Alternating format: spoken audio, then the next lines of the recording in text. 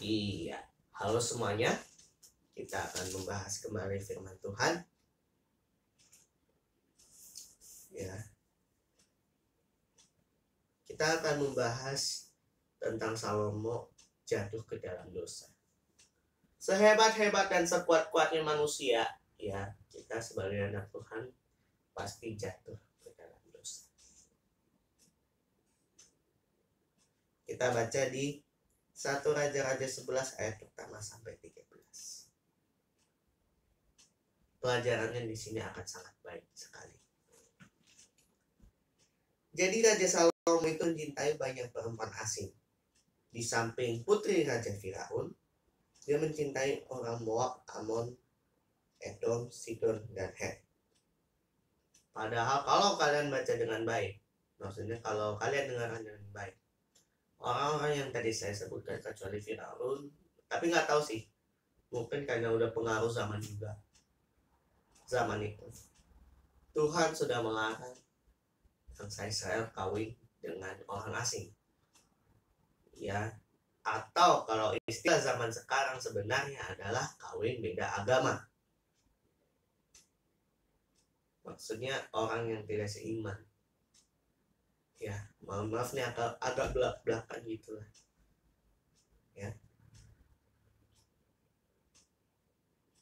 Tuhan udah wanti-wanti sama Salomo, kamu tuh jangan bergaul sama mereka dan mereka jangan bergaul. Sebab kalau tidak, mereka akan mencondongkan hatimu pada dewa-dewa asing. Ya. Dan menurutku kenapa Salomo ingin memperistri banyak orang. Bahkan kalau kalian baca, dia punya 700 istri dari kaum bangsawan dan 300 gundik. Ya. Wow, banyak banget. Ya. Kenapa bisa begitu dia memperistri banyak orang? Karena tujuannya adalah supaya untuk membangun hubungan diplomasi dengan keluarganya, supaya kerajaan Israel tetap aman. Namun resikonya sebenarnya Tuhan sudah wanti-wanti, dan resikonya sudah terjadi di ayat 4 kalau kalian baca. Sebab waktu Salomo sudah tua, istri-istrinya mencondongkan hatinya pada Allah-Allah lain, sehingga ia tidak dengan sepenuh hati berpaut pada Tuhan Allahnya seperti Daud.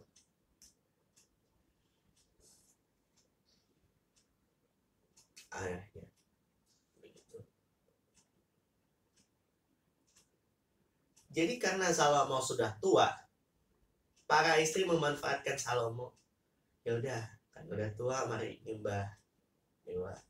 Sekali-sekali nyembah dewa Astoret, habis itu Milkom. Dan Salomo sudah tidak sepenuh hati dan sudah tidak setia, karena sudah dipengaruhi sama istri-istri dari negeri orang tadi. Habis itu Kamot juga, lalu ada Moloch. Semua dilakukan bagi istrinya. Ya, yang sudah tua. Padahal hal itu sebenarnya tidak boleh. Ya. Begitu. Bahkan dia juga sampai lupa kalau dia harus benar-benar menyembah Tuhan dengan sepenuh hati. Ya.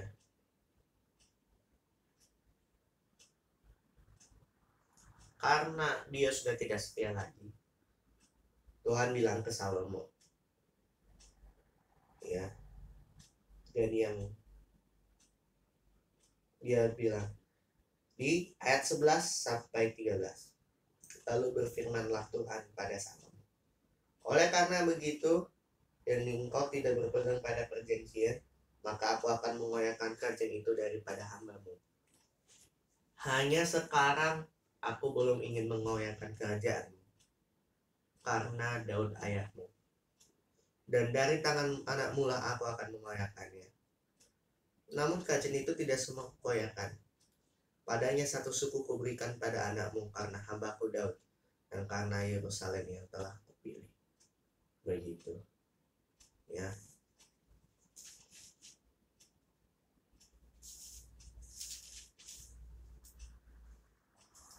Dan karena itu setelah Salomo ya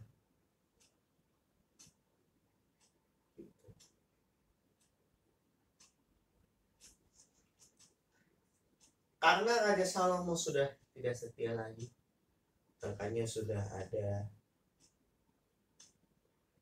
banyak perang.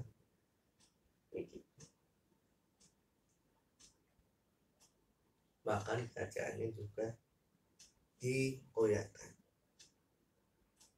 Begitu.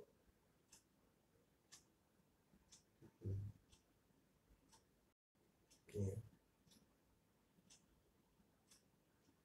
Dan kerajaan itu benar-benar pecah justru di anaknya. Bahkan disebabkan oleh kecerobohan Raja Rehabeam itu sendiri. Kenapa? Ini saya sedikit jelasin aja ya. Ini di luar dari cerita ini.